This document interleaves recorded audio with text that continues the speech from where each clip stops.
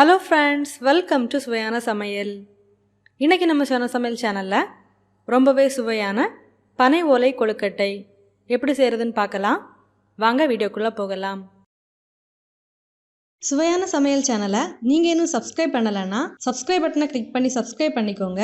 கூடவே பக்கத்துல வர பெல் ஐகானை கிளிக் பண்ணி ஆல் செலக்ட் பண்ணிக்கோங்க. இந்த சேனல்ல வர வீடியோஸை மிஸ் பண்ணாம பாருங்க. பனை ஓலை கொழுக்கட்டை செய்யறதுக்காக ஒரு பாத்திரத்துல 5 கப் பச்சரிசி சேர்க்கலாம்.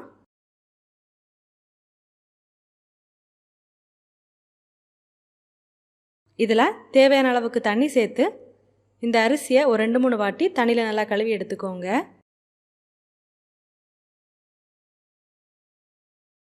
அரிசியை நல்லா கழுவி எடுத்ததுக்கப்புறமா இதில் தேவையான அளவுக்கு தண்ணி சேர்த்து இது ஒரு 2 மணி நேரம் நல்லா ஊற விடலாம். அரிசியை தண்ணியில் நல்லாவே ஊற வச்சு எடுத்தாச்சு. இப்போ மறுபடியும் இதை தண்ணியில் ஒரு வாட்டி நல்லா கழுவி எடுக்கலாம்.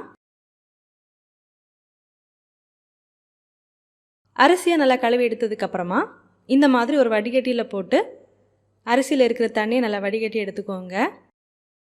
அரிசியில் இருக்கிற தண்ணி நல்லாவே வடிஞ்சு வரட்டும். இது ஒரு 10லேருந்து 15 நிமிஷத்துக்கு அப்படியே வைக்கலாம். இப்போ இன்னொரு பாத்திரத்தில் 4 கப் வெல்லம் சேர்க்கலாம். இதில் நம்ம சேர்த்துருக்கிற வெல்ல அளவு பார்த்திங்கன்னா ஒரு அளவான இனிப்பாக தான் இருக்கும். உங்களுக்கு இனிப்பு அதிகமாக தேவைப்பட்டது அப்படின்னா நீங்கள் இன்னும் வெல்லம் அதிகமாக சேர்த்துக்கோங்க. இதில் ஒரு 1/4 கப் தண்ணி சேர்க்கலாம். தண்ணி அதிகமாக சேர்த்துறாதீங்க. இந்த வெல்லத்தை கரைய வச்சு எடுக்கிறதுக்கு மட்டும் கொஞ்சமாக தண்ணி சேர்த்தாலே போதும். தண்ணி சேர்த்ததுக்கு அப்புறமா இது ஒரு வாட்டி நல்லா கலந்து விட்டுக்கோங்க. இப்போ இந்த வெல்லத்தை தண்ணியில் நல்லா கரைய விட்டு எடுக்கலாம். இதில் பார்த்தீங்கன்னா வெள்ளைப்பாகெல்லாம் காய்க்க தேவையில்லை. இந்த வெல்லம் தண்ணியில் நல்லா கரைஞ்சி வந்தாலே போதும். இதை நல்லா கலந்து விட்டுக்கோங்க.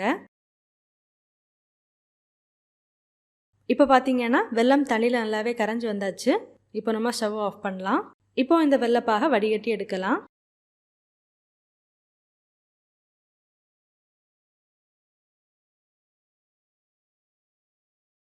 பாருங்கள், இது நல்லாவே வடிகட்டி எடுத்தாச்சு. இப்போ இதை தனியாக எடுத்து வைக்கலாம். இது நல்லாவே சூடாகட்டும். இப்போ ஒரு கடாய் எடுத்துக்கோங்க. கடாய் சூடானதுக்கப்புறமா 1 கப் பாசிப்பருப்பு சேர்த்துக்கோங்க. இந்த பாசிப்பருப்பை மிதமான தீயில வச்சு நல்லா வாசனை வர அளவுக்கு வறுத்து எடுத்துக்கோங்க. பாசிப்பருப்பை கருக விடாமல் வறுத்து எடுத்துக்கோங்க. இப்போ பார்த்தீங்கன்னா பாசிப்பருப்பை நல்லாவே வறுத்து எடுத்தாச்சு. இப்போ இதை ஒரு பாத்திரத்தில் தனியாக எடுத்து வைக்கலாம். இப்போ இந்த கடாயில் 2 டேபிள் ஸ்பூன் எள் சேர்த்துக்கோங்க. எள்ளையும் நல்லா வறுத்து எடுக்கலாம். கொழுக்கட்டை செய்யும்போது உங்களுக்கு எள் சேர்க்கறது பிடிக்காது அப்படின்னா நீங்கள் எள் சேர்க்க தேவையில்லை. இப்போ பார்த்தீங்கன்னா எள் நல்லாவே பொரிஞ்சு வர ஆரம்பிச்சாச்சு. இப்போ இதையும் ஒரு பாத்திரத்தில் தனியாக எடுத்து வைக்கலாம். அடுத்ததாக இந்த கடாயில் 2.5 கப் தேங்காய் துருவல் சேர்த்துக்கோங்க. இந்த தேங்காயில் இருக்கிற ஈரப்பதம் போகிற அளவுக்கு இதை நல்லா வறுத்து எடுத்துக்கோங்க. பாருங்கள், தேங்காவையும் நல்லா வறுத்து எடுத்தாச்சு. இப்போ இதை தனியாக எடுத்து வைக்கலாம். இப்போ பார்த்தீங்கன்னா இந்த அரிசியில் இருக்கிற தண்ணி நல்லாவே வடிய விட்டு எடுத்தாச்சு. ஒரு மிக்ஸி ஜாரில் நம்ம எடுத்துருக்கிற அரிசியை கொஞ்சம் கொஞ்சமாக சேர்த்து நல்லா பொடிச்சு எடுத்துக்கோங்க. பாருங்கள், அரிசியை நல்லாவே பொடிச்சு எடுத்தாச்சு.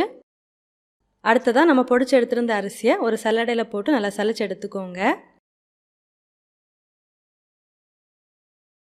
இந்த மாதிரி இருக்கிற எல்லா அரிசியுமே மிக்ஸி ஜாரில் போட்டு நல்லா பொடிச்சு எடுத்ததுக்கப்புறமா சல்லடையில் போட்டு நல்லா சலிச்சு எடுத்துக்கோங்க.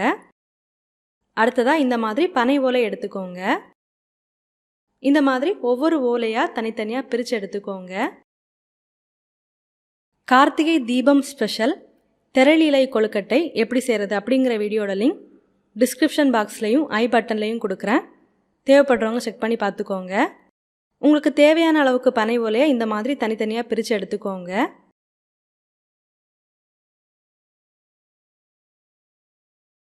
பனை ஓலையை இந்த மாதிரி நல்லா பிரித்து எடுத்ததுக்கப்புறமா இதில் தூசி ஏதாவது இருந்தது அப்படின்னா அதை ஒரு துணியால் எடுத்துக்கோங்க. இந்த மாதிரி எல்லாத்தையுமே க்ளீன் பண்ணி தனியாக எடுத்து வச்சுக்கோங்க. பனை ஓலையை நல்லா க்ளீன் பண்ணி எடுத்ததுக்கப்புறமா இந்த மாதிரி தேவையான சைஸில் கட் பண்ணி எடுத்துக்கோங்க.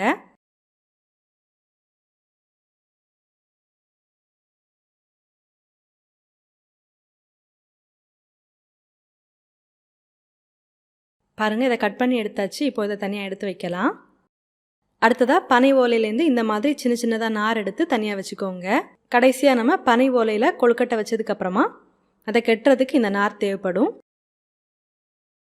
இப்போது நம்ம ரெடி பண்ணி எடுத்திருந்த பச்சரிசி மாவோட நம்ம வறுத்து எடுத்திருந்த பாசிப்பருப்பு அப்புறமா எள்ளையும் சேர்த்துக்கோங்க. கூடவே வறுத்து எடுத்திருந்த தேங்காவையும் சேர்த்துக்கோங்க. இது கூடவே 1 டீஸ்பூன் சுக்குத்தூள் சேர்த்துக்கோங்க. ஒரு 1/2 டீஸ்பூன் ஏலக்காய் தூள் சேர்த்துக்கோங்க. இதெல்லாம் சேர்த்ததுக்கப்புறமா இது ஒரு வாட்டி நல்லா கலந்து விட்டுக்கோங்க. மாவை நல்லா கலந்து எடுத்ததுக்கப்புறமா நம்ம ரெடி பண்ணி எடுத்திருந்த வெள்ளைப்பாகை இதில் கொஞ்சம் கொஞ்சமாக சேர்த்து மாவை நல்லா பிசைஞ்சு எடுத்துக்கோங்க.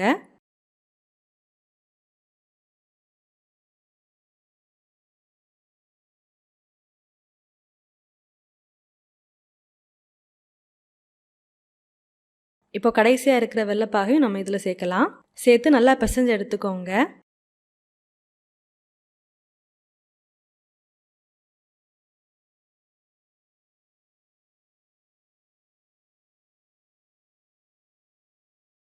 இப்போ பார்த்தீங்கன்னா மாவை நல்லாவே பிசைஞ்சு எடுத்தாச்சு.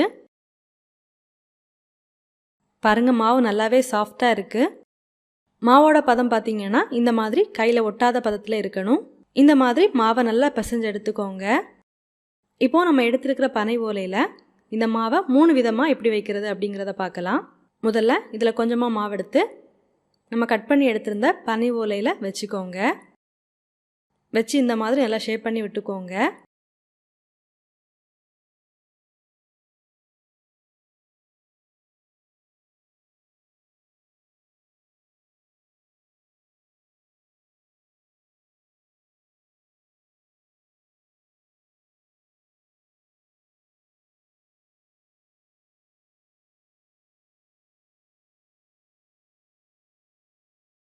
இந்த மாதிரி நல்லா ஷேப் பண்ணி விட்டதுக்கப்புறமா நம்ம கட் பண்ணி எடுத்திருந்த இன்னொரு பனை ஓலையால் இதை மூடி நம்ம எடுத்து வச்சுருந்த நாரால் இதை நல்லா கட்டி விடலாம்.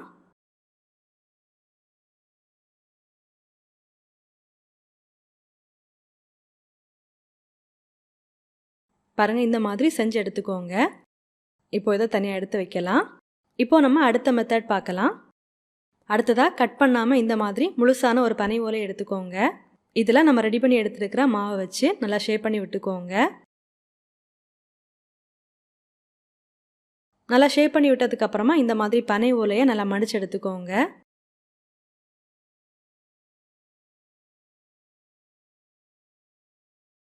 அடுத்ததாக நம்ம எடுத்துருக்கிற நாரால் இந்த மாதிரி நல்லா கட்டி விட்டுக்கோங்க.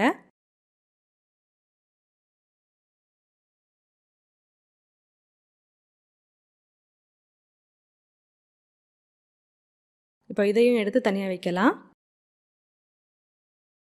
இப்போ அடுத்த மெத்தட் பார்க்கலாம். இந்த மாதிரி கட் பண்ணாமல் முழுசாக இருக்கிற பனை ஓலை எடுத்துக்கோங்க. இதில் கொஞ்சமாக மாவு எடுத்து வச்சு நல்லா ஷேப் பண்ணி விட்டுக்கோங்க. நல்லா ஷேப் பண்ணி விட்டதுக்கப்புறமா இந்த மாதிரி பனை ஓலையை நல்லா மடித்து எடுத்துக்கோங்க. இந்த மாதிரி நம்ம எடுத்து வச்சுருக்கிற நாரால் நல்லா கட்டி விட்டுக்கோங்க.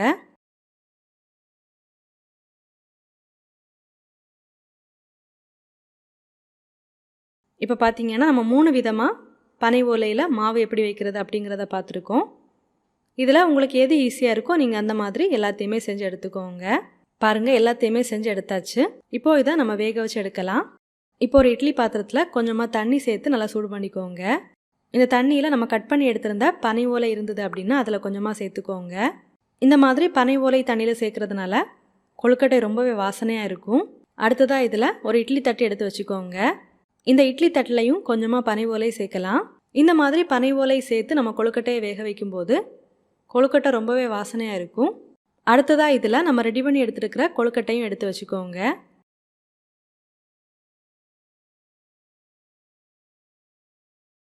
கொழுக்கட்டையை இதில் எடுத்து வச்சதுக்கப்புறமா இதை மூடி போட்டு ஒரு 35லேருந்து 40 நிமிஷம் இதை ஆவியில் நல்லாவே வேக விடலாம்.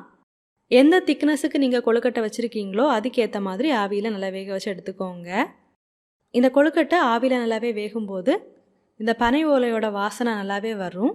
இந்த கொழுக்கட்டையை நல்லா வேக வச்சு எடுத்ததுக்கப்புறமா பார்க்கலாம். இப்போ பாருங்கள், இதை நல்லாவே ஆவியில் வேக வச்சு எடுத்தாச்சு. நல்லா சுட சுட வாசனையான பனை ஓலை கொழுக்கட்டை ரெடி ஆகிடுச்சு. இப்போ நம்ம செஞ்ச எல்லாத்துலேயுமே நான் ஒன்று உங்களுக்கு பிரித்து காமிக்கிறேன். இப்போ நம்ம முதல்ல செஞ்சதை பிரித்து பார்க்கலாம்.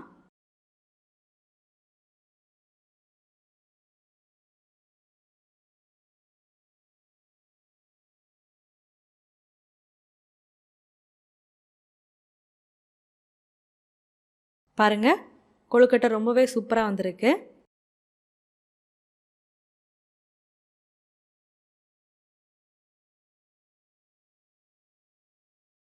இப்போ அடுத்ததாக ரெண்டாவது செஞ்சதையும் பிரித்து பார்க்கலாம்.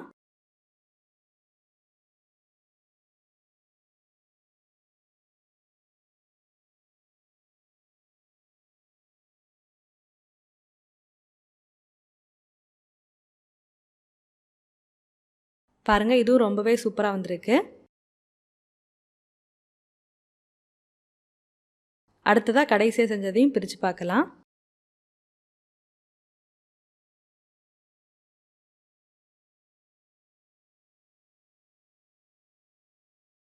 பாருங்கள், இதுவும் ரொம்பவே சூப்பராக வந்திருக்கு. பாருங்கள், ரொம்பவே சுவையான வாசனையான பனை ஓலை கொழுக்கட்டை ரெடி ஆகிடுச்சு. நீங்களும் இந்த மாதிரி செஞ்சு பாருங்கள். செஞ்சு பார்த்ததுக்கப்புறமா உங்கள் கமெண்ட்ஸை மறக்காமல் எங்களோட ஷேர் பண்ணுங்கள். இந்த வீடியோ உங்களுக்கு யூஸ்ஃபுல்லாக இருந்துச்சு அப்படின்னா உங்கள் நண்பரோட பகிர்ந்து கொள்ளுங்கள். நீங்கள் இன்னும் நம்ம சுவையான சமையல் சேனலை சப்ஸ்கிரைப் பண்ணலைன்னா மறக்காமல் சேனலை சப்ஸ்கிரைப் பண்ணிக்கோங்க.